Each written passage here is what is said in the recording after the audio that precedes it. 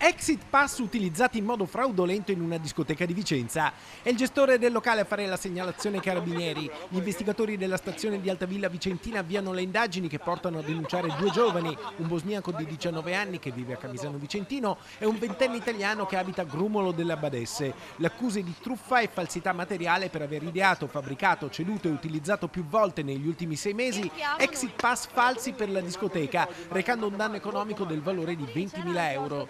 Ma allo stesso tempo sono stati denunciati altri 4 giovani, un ventenne padovano di Campodoro, 2 diciottenni, uno di Camisano e l'altro di Vicenza, e un ventunenne di Grumolo delle Abbadesse. Tutti sono stati chiamati a rispondere del reato di truffa per aver utilizzato exit pass falsi all'interno del locale l'11 gennaio del 2026, creando un altro danno alla discoteca per 600 euro.